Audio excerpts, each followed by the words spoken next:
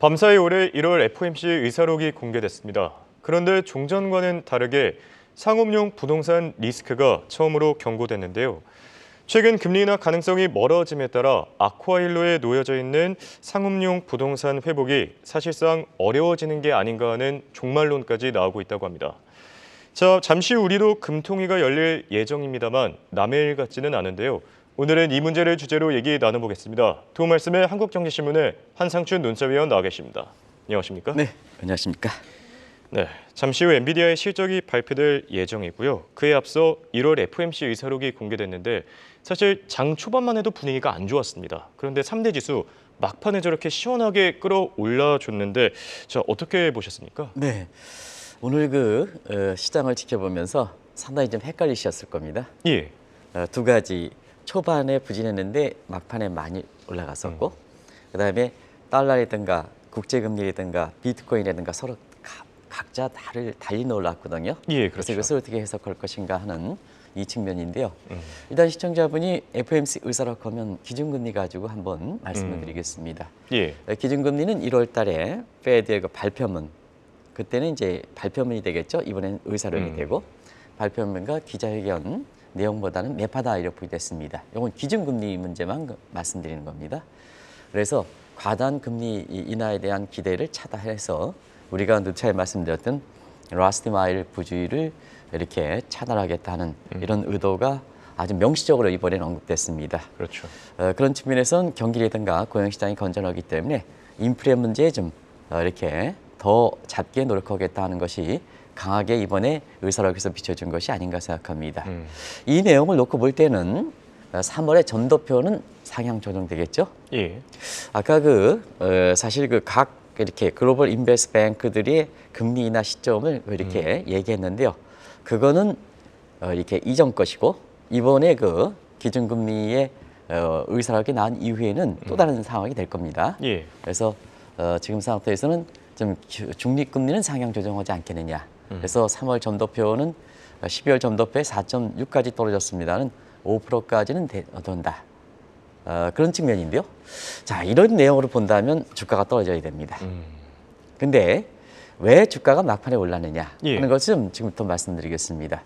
페드의 통화정책 잣대가 기준금리에서 유동성 공급 쪽으로 바뀌는 게 아닌가.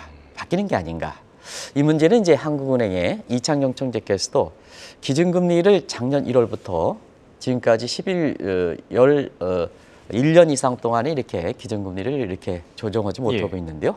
그럼에 따라서 지금처럼 다양화되는 측면에서 어떻게 될 것이냐 하면 금융중개 안정대책, 우리가 통화정책에서 보면 문제가 되는 것에 그쪽에 집중적으로 좀 지원해 주겠다 하는 그런 질적 선별적 정책을 말씀하신 적이 있습니다. 서울대학교에서는 올해 경제학회에서 아주 중요한 말씀을 하셨는데요.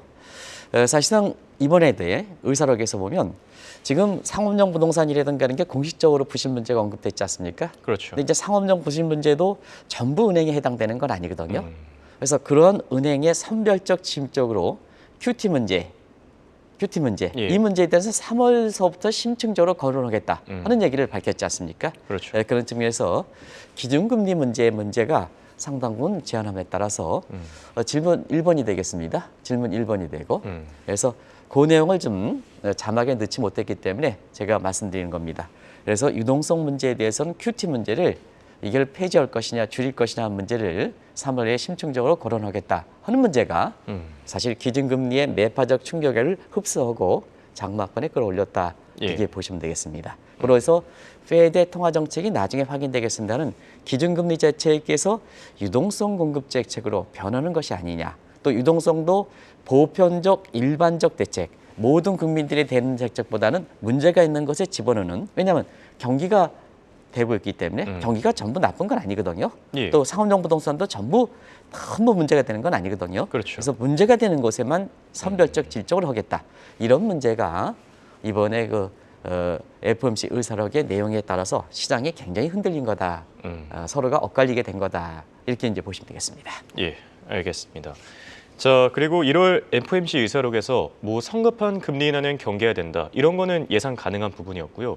이례적으로 말씀하신 것처럼 상업용 부동산 리스크가 언급되지 않았습니까? 네, 중앙은행 입장에서 상업용 부동산의 부실 문제를 경고한 것은 굉장히 이례적입니다. 그 자체가 상업용 부동산 시장을 더 어렵게 할 수가 있기 때문에 중앙은행 입장에서는 그렇거든요. 더더구나 세계 중앙은행 입장인 연준이 사실상 전 세계 상업용 부동산에 영향을 줄 수 있는 이 부분에 대해서 이번에 공식적으로 경고한 것은 사실 이례적이지 않느냐. 근데 내용은 이 방송을 통해서 자, 지방은행에 대해서, 은행에 대해서 긴급 대출 프로그램을 3월 10일이 시한인데요. 이거 중단한다는 내용을 미리 말씀해 주셨습니다. 예. 같은 맥락이 되겠죠? 그래서 자, 지원을 하다 보니까 상업용 부동산 시장은 부실 문제는 오래 가겠죠. 그렇죠. 같은 맥락이다 이렇게 볼 때 있습니다. 그래서 이번에 그 상업용 부동산 부실 문제에 대해서 경고를 오래 갈 것이다 이렇게 경고한 것은 이미 한국경제TV 방송을 통해서 사실 뉘앙스를 좀 비춰드렸습니다. 예. 그리고 다음 달은 SB 실리콘밸리 은행이죠. 그렇죠. 사태를 비롯해서 이게 미국의 지방은행이 겪은 지 1년입니다. 시기적으로. 그래서 상업용 부동산 문제는 굉장히 중요한 문제가 되는 거거든요. 예. 그런 문제가 되고 최근에 보면 미국의 상업용 부동산 위기 문제가 1년이 되는 시점에서 사실상 뭐냐 뉴욕 커뮤니티 뱅커크 문제도 좀 발생하는 상태에서 은행 위기 문제가 재현되는 게 아니냐 하는 이런 시각이 고개를 들고 있다 이렇게 볼 수 있습니다. 알겠습니다. 자, 방금 전 상업용 부동산 시장의 종말론을 언급해 주셨습니다만 앞으로 회복될 가능성이 적다고 판단하에 많은 변화가 있지 않겠습니까? 네, 이미 이제 이 부동산에 투자했던 사람들은 예. 또 부동산을 소유한 사람들은 상업용 부동산 시장이 회복될 거면 지금 상태에서 이제 계속해서 지금의 현 위치를 유지하는 거고요. 그렇죠. 앞으로 이것이 회복이 좀 상당히 힘들 것이다. 아니면 다른 투자 수단에 비해서 수익률 극복하기 어렵다 하면 본인 자신은 다른 쪽으로 변진하겠죠. 하는 측면에서 미국의 상업용 부동산 시장에 지금 어떤 상황이냐 악화일로가 되고 있다는 것은 잘 아실 거로 생각하는데요. 예. 최근에 보면 상업용 부동산 시장이 악화일로가 되고 사실 국내 증권사에서 조금만 기다리세요. 미국의 금리 인하가 되니까 이거 풀어집니다. 하는 쪽에 고객들도 고객에 대해서 그렇게 건연적으로 이렇게 알고 있는데요. 그렇진 않습니다. 그래서 최근에 보면 신그레셈의 법칙이다 하는 용어까지 나오고 있습니다. 그럼 이 용어는 뭘까 하는 측면에서 왜 통화 문제가 상업용 부동산까지 나올까 하는 것을 말씀드리면 예. 그레셈의 법칙은 악화가 양화를 구축한다. 자, 그러면 신그레셈 법칙은 어떻게 될 것이냐 하면 홈리스가 임차인을 쫓아낸다는 얘기입니다. 예. 자, 이거 홍 앵커가 예를 들어서 한국경제TV의 빌딩에 임차를 해서 뭐 사업을 하신다. 근데 맨날 홈리스가 들어오고 마약 환자가 들어오고 그래서 그러려고 했겠습니다는 거기에 무슨 뭐 아침에 방송에서 이상한 얘기를 해서 죄송합니다는 뭐 사람의 배설물이라든가 넣으면 누가 홍 앵커가 여기 한국경제TV 빌딩에서 임차를 하겠습니까? 다 쫓아낸다는 그렇죠. 얘기죠. 그 표현대로 지금 미국의 상황이 대형 이런 몰이라든가 이런 데서는 그런 것이 예. 발생하는 것을 이미 외신을 통해서 많이 들었거든요. 그런 것이 바로 신그레셈의 법칙이다 이렇게 보겠습니다. 또 한 가지는 시카고 공포가 확산되는 분위기인데요. 요 시카고 공포는 과거에 디트로이트의 자동차 시장이 무너짐에 따라서 노조 때문에 예. 결국 배드타운 했던 시카고가 사실 그 사회적으로 보면 각종 범죄 온상이 됐거든요. 그렇죠. 근데 요즘은 주거용 아파트가 아니라 상업용 부동산 그런 오피스텔에서 여러 가지 각종 범죄 온상이 된다 하는 측면에서 주거용에서 사실은 상업용 부동산 시장에 시카고 공포가 확산되는 상황이다 이렇게 보게 됐습니다. 예. 그러면 이거를 보는 그 상업용 부동산의 소유주는 어떻게 할까? 자막 좀 비춰주시기 바랍니다. 자막이 왜 안 비춰지는지 모르겠습니다. 자막 좀 이렇게 예. 비춰주시면 이게 어떻게 될까? 그러면 홍 앵커 입장에서는 내가 건물인데 이런 상황이 발생했다 하면 사실 자구책을 강구해 있죠. 그렇죠. 그러면 일단은 지금 상태에서 임차 들어오게끔 하기 위해서 그 임대료 같은 경우는 반값 내리 후리치는 거죠. 예. 왜냐하면 사람이 들어오지 않는 것보다 사람이 들어온 게 그렇죠. 건물을 유지할 수가 있지 않습니까? 그래서 이게 무늬만 상업용이라 부동산이라 이렇게 보시면 되겠습니다. 두 번째는 상업용 부동산을 아예 개조해 버리는 거죠. 어떻게? 주거용 부동산으로. 이건 뭐 외신 통해서 많이 나왔을 겁니다. 예. 더 충격적인 것은 상업용 부동산, 미국에서도 가장 사람의 인적 거리가 많은데 테니스장으로 개편된다는 내용 아실 겁니다.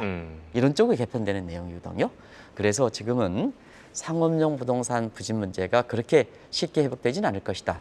페드의 경고가 나왔고 예. 그리고 실제적으로 보면 건물의 소유자들도 대폭적으로 변실하는 상황이다 하는 걸 말씀드리겠습니다. 네, 알겠습니다. 자, 그리고 엔비디아의 실적 발표를 앞두고 기업들의 실적이 속속들이 공개되고 있는데요. 우선 리비안의 실적, 지금 시장 예상치를 밑돌면서 시간 외거래에서 12% 급락하고 있는 점 참고하시면 좋을 것 같고요. 자, 다시 주제로 돌아와서 상업용 부동산 시장이 종말될 경우에 그것을 담보로 이 많은 대출해줬던 은행들이 결국 문제가 되는 거 아니겠습니까? 네, 1년 전보다 지금 같은 경우에는 1년 전엔 지방은행 문제거든요. 예. 근데 이 3, 5년 부동산 부진 문제가 오랫동안 가니까 음. 대형은행까지 영향을 미치는 거죠. 이게 이제 상황이 미치는 거죠. 그걸 어떤 각도로 보냐면 사실 그렇습니다. 질문 4번이 되겠습니다. 오늘은 좀 많이 예, 엔비디아랑 좀 중요한 일정들이 많아서. 그러니까 예. 질문을 좀 홍익커께서 4번 질문을 해주셔가지고 4번 질문에 대한 답변을 해드리겠습니다. 예. 자막을 준비하실 때 주저실 때 4번을 좀 이렇게 해주시기 바랍니다. 예. 자, 지금 과거에 지방은행 문제 있었는데요. 지금 이런 문제가 지금 대형은행까지 가는 거거든요. 그럼 대형은행 문제는 어떤 쪽으로 볼까 하는 측면에서는 대선 충당 문제 가지고 좀 말씀을 드리겠습니다. 그래서 대선 충당 문제가 파이낸셜 타임스라든가 그 FIDC의 통계를 이용해서 어제 나와서 굉장히 한국경제신문에도 국제면에 굉장히 크게 다뤄지고 있는데요. 예. 그 내용을 한번 보겠습니다. 일단 6대 은행의 연체율은 굉장히 높습니다. 1년 전에 비해서 3배가 급증하고 있습니다.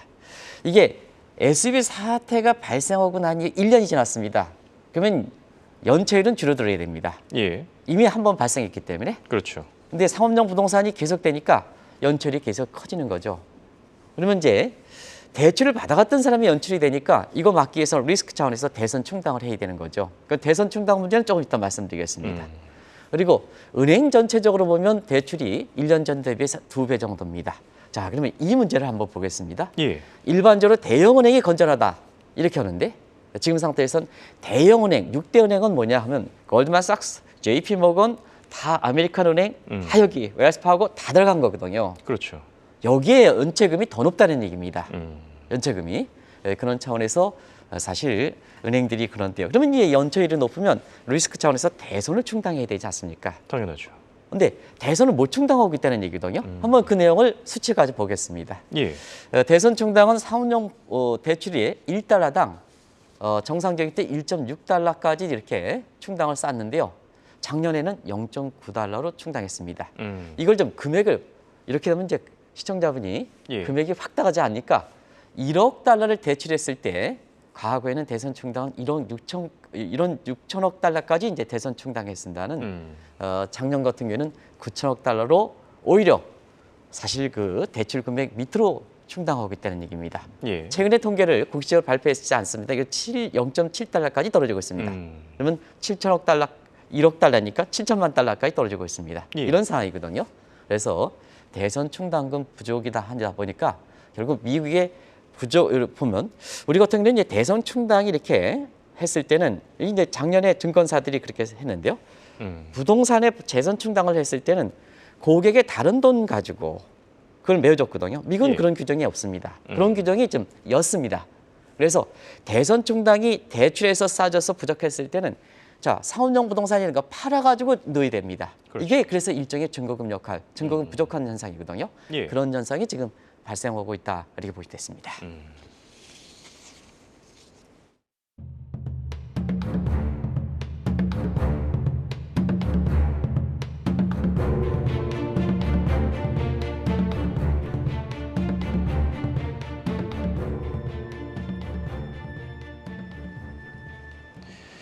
자, 그렇다면 대형은행의 대손 충당금이 연체율보다 낮아질 경우에 어떤 사태가 발생할 수 있는지도 설명해 주시죠. 네, 오늘 좀 시청자분도 사실 그 FMC 의사록이 현지 시간으로 4시에 발표했으니까 예. 2시에 발표했으니까 4시에서 이 자막들을 이렇게 쭉 하는데 벌써부터 한 자막이 6번 자막까지 갈 것 같아요. 그래서 좀 시청자 여러분한테 헷갈리게 예. 좀 주저실과 맞지 않아가지고 헷갈리게 한 점 제가 양해 부탁드리겠습니다.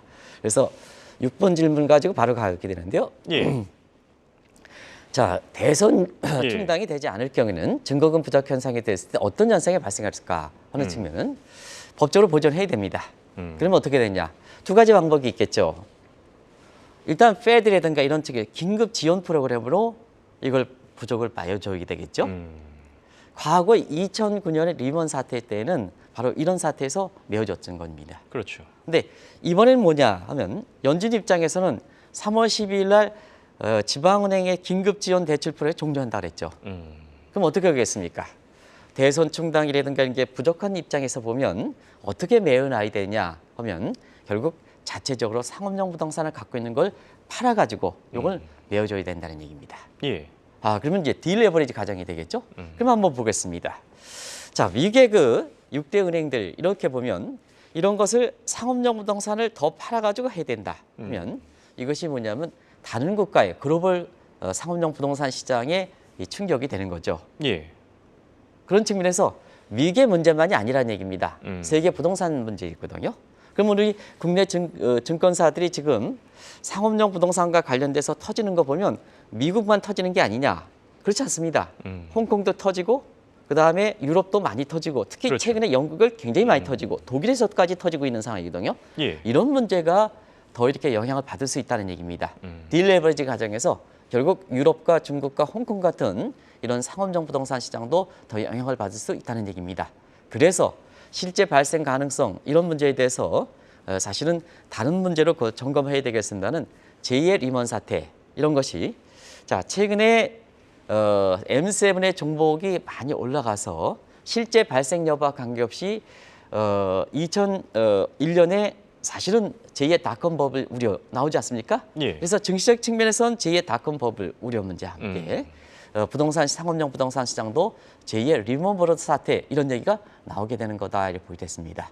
결과적으로 보면 이번에 페드의 오늘 FOMC 의사록의 경고를 이런 측면에서 이렇게 보고 향후에 사실은 미국의 기준금리 문제에서는 양보를 안 하겠다. 예.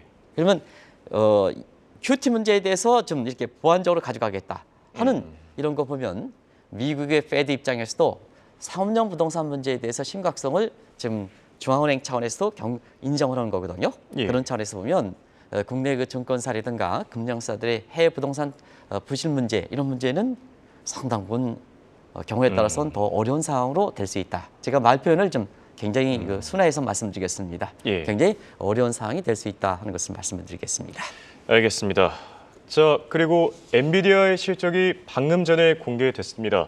자, 실적이 예상치를 웃돌았고요. 4분기 데이터 실적 역시 시장 예상치를 웃돌았습니다.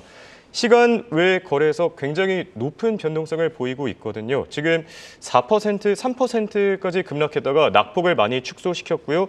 현재는 시간 외 거래에서 1% 하락 중인 점 참고하시면 좋을 것 같습니다. 자, 관련된 속보는 들어오는 대로 더 자세하게 전해드릴 그 예정이고요. 문제는 제가 예. 어제도 말씀드렸기 때문에 실적에 나와서 좀 더 보완해서 좀 말씀을 드리겠습니다. 예. 사실 그 매출액 지금 이제 방송 중에 나왔기 때문에 매출액과 EPS 주당 순이익가 어떻게 나느냐를 아마 김채연 PD께서 지금 잡을 수 있을 겁니다. 그걸 시청자분한테 한번 짚어주실 필요가 있는데요. 아마 EPS 분야는 예. 좀 이렇게 전년 동기비 대비해서는 상당 부분 기대 수준을 나왔다. 이제 전분기 대비해서는 다소 미흡한 게 아니냐. 그래서 시간에서도 급락했다가 이렇게 다시 상승하는 그런 모습에서 이렇게 나왔는데요. 결과적으로 보면 어제 말씀드린 대로 단기 조정은 불가피하다 하는 측면에서 지금 상승세로 돌아섰네요. 예. 그래서 어제 공교롭게도 우리가 이 방송을 통해서 너무 우려하지 마십사. 일부에서는 그렇죠. 일부에서는 11% 폭락한다. M7의 대공황설도 미국에서 나오고 그랬습니다는 너무 이렇게 우려하지 마십사. 네. 그래서 지금 시간을 거래해서 한 2%까지도 올라와주고 있네요. 굉장히 그래서 다행입니다. 어제 말씀드린 대로 그런 식으로 해서 너무 우려하지 마십사 하는 내용인데요. 그 내용을 방송 중이기 때문에 이렇게 제가 EPS라든가 아니면은 매출액 문제에서 구체적인 수치를 갖지 못했겠습니다는 예. 내일 정도에 다시 한번 좀 말씀드리겠습니다. 어제 그 방송에서 예상하던 대로 그렇게 나오는 것 같습니다. 네. 알겠습니다. 마음이 한결 편해졌습니다. 시장이 네. 기다리던 최대 난관이 아니었을까 싶은데요. 조금 더 지켜봐야 되긴 하겠습니다만 아직까지는 시장의 반응이 좀 긍정적인 편인 것 같고요. 네, 그렇습니다. 네. 자, 다시 주제로 돌아와서 상황이 이렇다 보니까 트럼프 정부 시절에 잠정 폐기됐었던 도드-프랭크법을 다시 부활시켜야 된다. 이런 얘기들도 커지고 있지 않습니까? 페드가 공식적으로 미국의 상업용 부동산 문제, 부실 문제에서 오랫동안 갈 것이다 하는 측면이기 때문에 예. 바이든 입장에서는 사실은 경우에 따라서는 제2의 은행위기 내지는 제2의 리만 사태이다 보니까 결국은 대선과 맞물려서 이런 문제를 방지하기 위해서 도드-프랭크법, 과거 오바마 정부 시대 은행위기를 방지하기 위해서 도드-프랭크법 이걸 하는데요. 이게 트럼프 정부 때 폐기해버렸거든요. 오바마 측이기 때문에. 예. 그런 차원에서는 이걸 다시 복원시켜야 된다는 이런 목소리가 커지지 않겠나 이렇게 보고 있습니다. 그런데 사실 도드-프랭크법의 내용이 지금 매출액이 데이터 센터 184 매출이죠. 해서, 예. 네, 그래서 데이터 센터 매출은 예상대로 나온 것 같아요. 이건 예상을 사회할 거로 봤기 때문에 구체적으로 한번 나왔습니다. 예, 그리고 매출액이 가이던스도 나왔습니다. 제공했습니다. 매출 240억 달러. 결과적으로 매출액이 성장성 지표거든요. 예, 그래서 그렇죠. EPS 지표보다는 아직 엔비디아 같은 인공지능은 지금 실적이 중요한 게 아니라 미래 잠재 가치가 중요하다는 그렇죠. 걸 누차 말씀드렸거든요. 예. 그런 측면에서 EPS 주당 수익률보다는 성장성 지금 매출액이 중요한데 매출액이 이다 보니까 시간내에서 이렇게 빠르게 회복되는 것이 아닌가 이렇게 보고 있습니다. 예. 예상은 진단한 대로 그렇게 이제 나와서 너무 이 문제 가지고 퍼라든가 이런 걸 대서 대공황이라든가 이렇게 굉장히 급격히 조정할 것이다 이런 전문가들이 있는데요. 지금 김천 PD께서 이렇게 보여주고 있습니다는 예. 막판에 이렇게 보면 급등락하는 게 꼬리가 좀 위쪽으로 올라온 것 같아요. 그런 문제가 워낙 관심이기 때문에 상원전 부동산도 관심이 상당히 많아야 되는데요. 워낙 관심이기 때문에 제가 예. 부분적으로 좀 설명드렸습니다. 알겠습니다. 자, 다행히 엔비디아의 주가도 화답하는 모습이고요. 결론을 맺어보도록 하죠. 네. 잠시 후에는 금통위가 열립니다. 기준금리만 조정할 게 아니라 사실 우리 같은 경우에도 이런 문제에 대해서 상업용 부동산 리스크도 그렇고 미리 대책을 내놔야 되지 않겠습니까? 네, 사실은 이번에 페드의 경고 이런 문제가 엔비디아 예. 실적 때문에 제가 다들 말씀드리지 못했습니다만 칠문질문 내용이 되겠습니다. 예.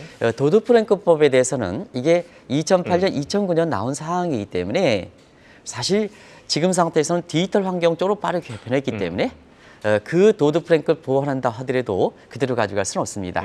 지금 디지털 쪽이 빠르게 되고 SVU 사태도 결과적으로 보면 디지털 문제였지 않습니까? 그렇죠. 그런 측면에서 지금 보완되는 내용을 한번 좀 말씀드리고 금통위 문제를 내겠습니다. 예. 일단 전 세계 모든 구에서 대규모 인출 사태 방지하기 위해서는 지금 지급 준비를 대폭 상향 조정하는 문제가 검토되고 있습니다. 아마 이 점은 통화 승수와 통화의 유통 속도 관련된 문제이기 때문에 굉장히 중요한 문제입니다. 예. 두 번째는 디지털 은행의 투자 대상을 제한시키는 방법입니다. 이번 이렇게 상업용 부동산 같은 이런 문제에 대해서는 좀 이렇게 안전성을 보자 강화하지 않느냐. 그래서 대선 충당을 많이 쌓도록 해야 되는데 6대 상업은행은 레버리지 투자를 많이 해서 대선 충당을 쌓지 않기 때문에 지금 1년이 지나도록 이 문제가 더 악화되는 상황 아니겠습니까? 그렇죠. 그런 문제가 이제 안정성을 보다 강화한다는 측면이고 그래서 국내 증권사라든가 금융사 입장에서는 이런 쪽으로 개선된다면 해외 부동산 투자라든가 이런 데에는 마치 해외 부동산 투자가 잘한 겁니다. 그거 가면 내가 전문가 이거는 규제상으로 억제될 가능성이 있다 하는 것이 시사점을 보여주는 겁니다. 그리고 디지털 은행과 타 은행 간에 안전병을 설치한다는 얘기입니다. 그러면 디지털이 사실 디지털이 빨리 가는 은행의 위기 문제가 내가 리스크 차원에서 디지털을 가지 않는 쪽에 가는 문제에 대해서 나도 덩달아서 어려움을 대는 사태를 차단시킨다는 얘기입니다. 예. 많은 내용을 갖고 있습니다. 그리고 마지막으로 한 가지 더 중요한 사항은 초단기 대출 문제에 대해서는 예금 인출의 유예 기간을 설정하는 문제 이런 문제가 되고 있습니다. 자, 그러면 잠시의 금통위를 갖고 있습니다. 예. 한국도 똑같이처럼 물가 문제, 상업용 부동산 문제 이런 거 똑같이 갖고 있죠. 근데 자, 우리는 작년에 1월 달에 금리를 0.25% 인상한 이후에 지금 9차례 걸쳐서 기준금리를 동결하고 있습니다. 예. 하는 입장에서 자, 기준금리의 이렇게 기능에 대해서 자꾸 이렇게 무력화되고 지금은 다른 페드조차도 유동성 문제, 선별적 지원 쪽으로 가는데 이게 맨날 기준금리 가지고 올리지 않겠죠. 이번에도 오지 않겠죠. 예. 저 많은 연봉을 갖고 있으신 분들이 그거 가지고 물론 다른 문제도 고려하겠지만은 그런 거 가지고 하느냐 하는 문제입니다. 오히려 한은의 금통 입장에서는 다른 쪽도 좀 이렇게 검토를 하셔야 되지 않냐 하는 생각이 듭니다. 그런 차원에서 좀 말씀드리면 디지털 쪽에 우리도 굉장히 빨리 가고 있다. 그렇죠. 그런 측면에서는 새로운 디지털 환경의 통화 정책을 어떻게 할 것이냐 하는 문제, 예측력 적어낸가 중간 변수, 표적 변수 이렇게 해서 예. 모두가 좀 이걸 검토해 줄 사항을 좀 하고요. 그다음에 페드도 상업용 부동산에 됐으니까 한국은행도 내소관이 아니다. 우리 상업용 부동산 문제, 해외 부동산 투자 문제 이런 문제에서 내소관이 아니다 하지 말고 사실 위기가 닥치면 중앙은행도 마찬가지로 책임이 있는 겁니다. 그런 그렇죠. 측면에서 감독 당국과 함께 사실 해외 부동산 실태 문제를 면밀히 점검해서 지금 늦긴 했지만 예. 그래도 좀 선제적인 대책을 좀 강구할 시점이 아닌가 생각합니다. 알겠습니다. 지금까지 도움 말씀의 한국경제신문의 한상준 논사위원이었습니다. 네, 고맙습니다. 네, 고맙습니다.